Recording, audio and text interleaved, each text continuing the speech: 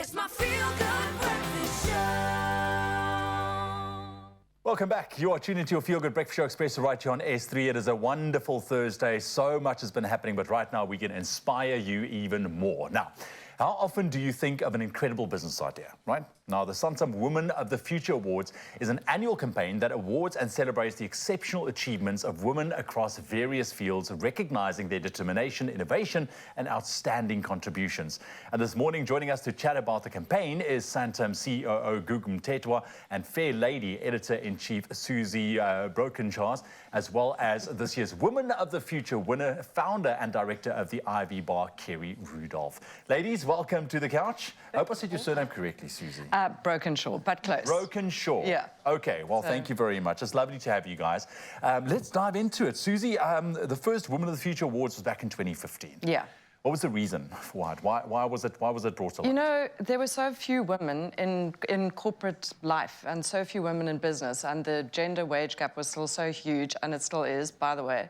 And we just thought we needed to change that. That was the first thing. And then we know that women are only really free when they are economically viable in their own rights. And we also know that when women succeed in business, people succeed around them. They elevate a whole community around them.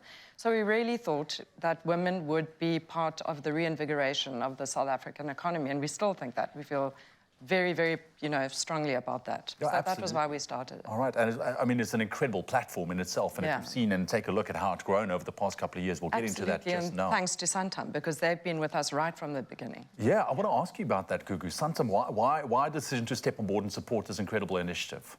I think with us at SANTAM, we support, anything that has to do with diversity and equality. So I think that's why for us this initiative was quite important. And it's actually a simple equation. When you think about it, that entrepreneurship drives the growth of the economy. And with our unemployment in South Africa, we felt that this is quite a good initiative to support. So that's the first reason.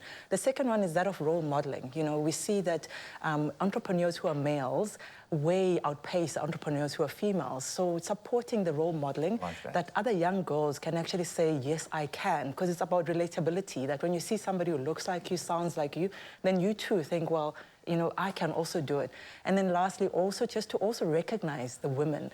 After putting in so much work, entrepreneurial, it's actually quite a lonely journey. It's tough. Yeah, so it's just giving that recognition, to say that you've come this far. Let's give you that recognition financially, but also the tools to help you, and also the network that, Susie and the team have built over the last 9 years. Yeah. I think for us, we're saying that definitely we will continue to support this initiative. And just for women in general, looking out from the outside into a project like this and other women that's on this platform and the awards itself, it's inspirational. Yeah. It means that I can too achieve some greatness in my own life. Kerry, I'm going to come to you just now because I love your story as well.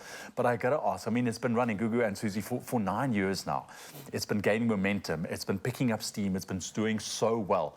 What is the future like? How do you see this unfold and play out going forward?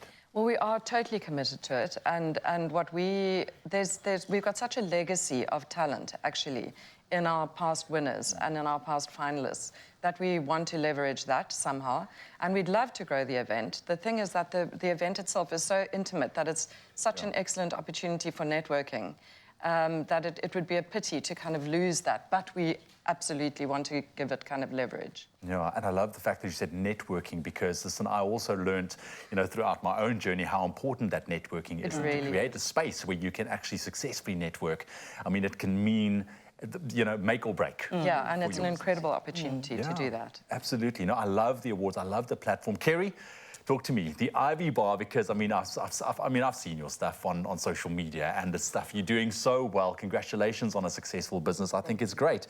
As the winner of the Women of the Future Award 2023, what does this mean for you if you take a look at your own personal journey?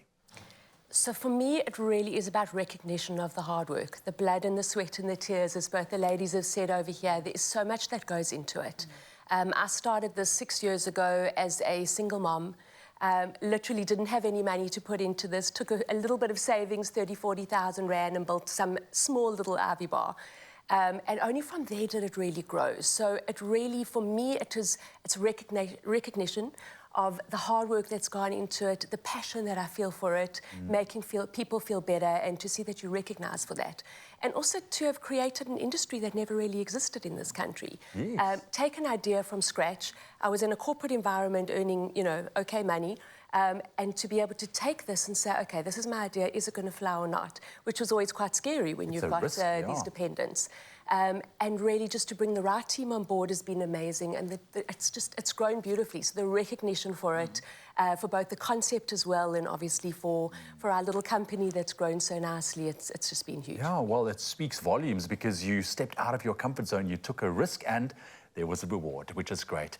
Advice for women out there, maybe looking to follow in your steps, starting their own little business to get their business to that epic 1,000th day. You know what I'm saying? Because I mean, then like if I've reached that milestone of 1,000 days in business, and it goes, then I'm well off. Yeah. I'm on my way, absolutely. So I think the first bit of advice is just start.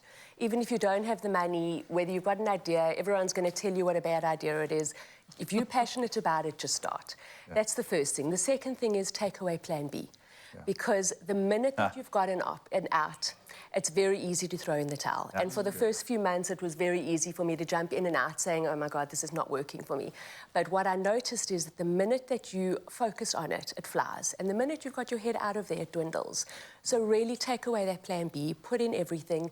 It's about consistency. You don't always have to do it better or long. It's about that consistency for your clients and for your team, and keep that passion all the way. I love that. Do that due diligence beforehand, have one plan, and stick to that. Yeah. Absolutely. Awesome. Ladies, thank you very much. It's wonderful. Thank you very much for the platform that you've provided, as well for stepping on board. And maybe also just to confirm, just next year, the 10th year, that for us, we are fully on board in supporting next year, being the 10th year that we'd like to support. We've seen the impact that it has had, so we're definitely saying that unequivocally. And I'm sure you guys are going to go big with this one. 10 years is a huge milestone for the two of you as well. Congratulations. Thank you very much. Inspiring indeed. We are not going anywhere on this Thursday morning. Stick around.